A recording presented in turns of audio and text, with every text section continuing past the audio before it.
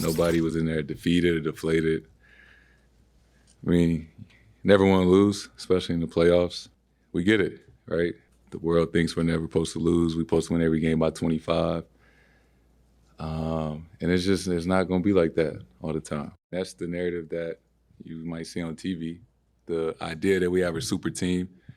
They say we're a super team, but, we didn't get rewarded like we are. We know we got a good team. We're not perfect. We play the right way more often than not. And we know we got to be better. I guess saying people that are spoiled from our success, we don't pay attention to those things. We just go out there and control what we can control. All right, Perk, before I get into the debate, I just want your reaction to what you just heard from Jayson. You know what? I'm so over Jayson Tatum. First of all, no one called them a super team, okay? No one expect them to win every game in the playoffs. I understand that. We understand that. But damn it, we expect you to perform and compete at home. We're talking about the team who had the best home record in the regular season. And here's the thing, right? All postseason, we've been screaming Jalen Brunson's name. We've been screaming Anthony Edwards' name. We've been screaming Luka's name, Tyrese Maxey. He arrived in the postseason. When is Jayson Tatum going to arrive? Or does he have that dog in him to arrive? Damn it, you got smacked by 20-plus at the crib with a team who, I believe the Cavs, yeah, they have a good squad, but they still missing a key piece in Jared Allen. You have enough. Now, you're going to lose games, but at the end of the day, this is my thing with Jayson Tatum. He talked about this in interviews. He talked about how he couldn't wait for this moment, how nothing in the regular season mattered to him. He just couldn't wait to get to the postseason. Well, damn it, it's here. What you gonna do about it? What you gonna do about it? You gonna stand on business or you gonna fold like clean sheets? It's in your hands. This is your moment. This is Jayson Tatum moment. When we talk about the teams that are still in the postseason right now, the only team that has that quote-unquote target on their back, whether it's championship or bust, is Jayson Tatum, Boston Celtics. So what you gonna do? It's a debate show, and I wish I could have started off disagreeing with Big Perk, because that definitely would have helped jumpstart my morning. But at the end of the day, I can't. The reality is that Jayson Tatum right now, you consider yourself one of the best players in the NBA. We consider you one of the best players in the NBA. You know what you are capable of bringing to the table. I know I'm a fan of Jayson Tatum's. I don't know what the hell is going on here.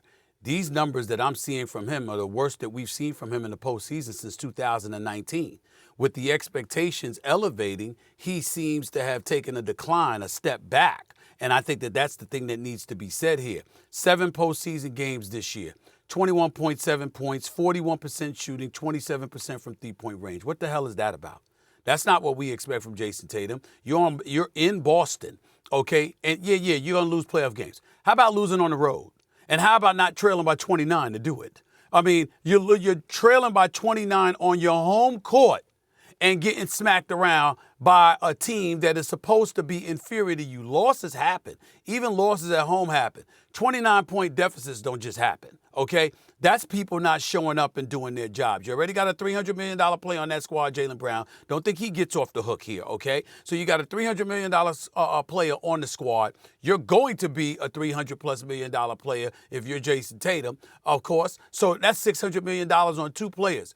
And it's entirely plausible that as we sit here contemplating that inevitable reality, it will have that with no championship rings to show for it.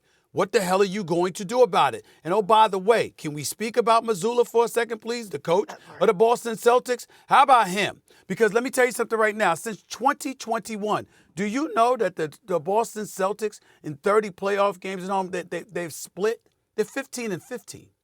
Okay? This is who they are. You can beat Boston in Boston. So I'm looking at stuff like that, and I've said it before, and I'll say it again. If Ime Udoka was the head coach of the Boston Celtics, they would be champions by now, in my estimation. I think they would have won. They might have won it last year.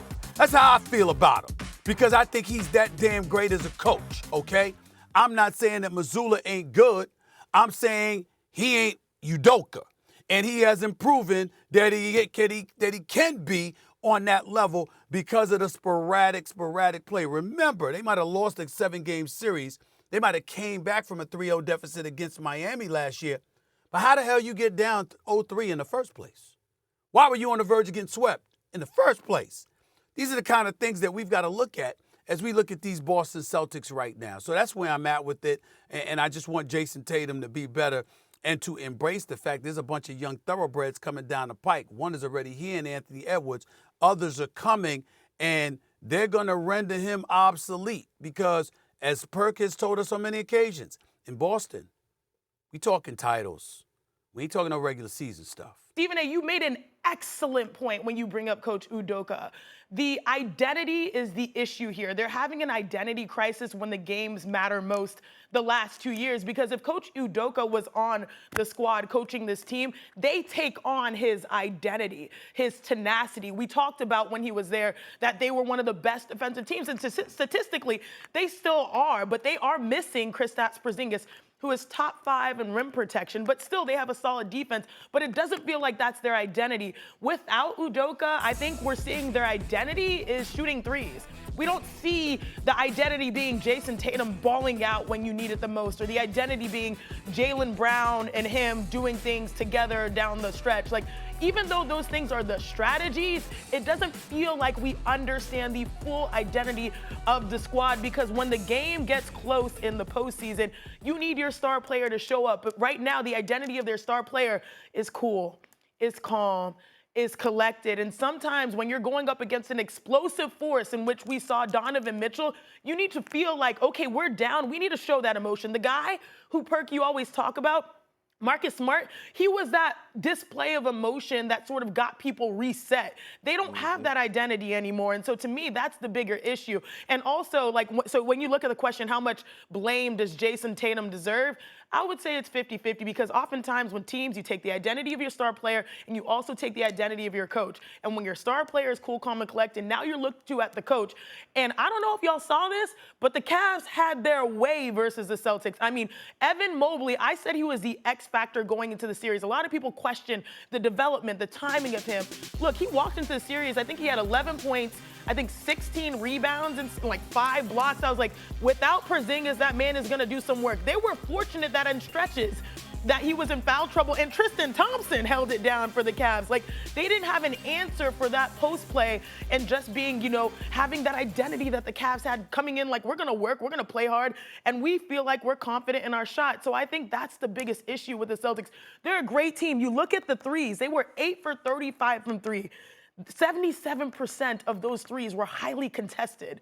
That's not good. That's not good strategy. That's not good decision-making. And to me, that's the biggest question I have with them. It would also explain why Jaylen Brown, the $300 million man, remember the movie? Remember the show, the $6 million man, the Bionic Man, $6 million man? Damn it, it's the $300 million man. That's what we're going to start calling Jaylen Brown now. It's the playoffs. It's playoffs now, okay? So we're gonna start calling it. I ain't mad at the bag. Get that bag, but you got to show up and back it up, okay? Brown, Derek White, who's been balling up until yesterday, been balling, and then of course Drew Holiday, new Mr. 4-year, what is it, $135 million, whatever. 1 for 16 shooting from 3-point range. 1 for 16. And you know what else it should tell us? Or at least force us to ask. So is that what this is about? See, when you hit your threes, you a different team. But when you ain't hitting the threes, all of a sudden you forget your athleticism, you forget your ball handling skills, you forget spacing, you forget moving the basketball, you forget all of those components that have contributed to you having the best record in the NBA, not to mention a top 2 defense in the league. You just forget all of that because you can't make threes? Is that what your success is predicated on? That's a problem. So listen, here's the thing, a few things here, right?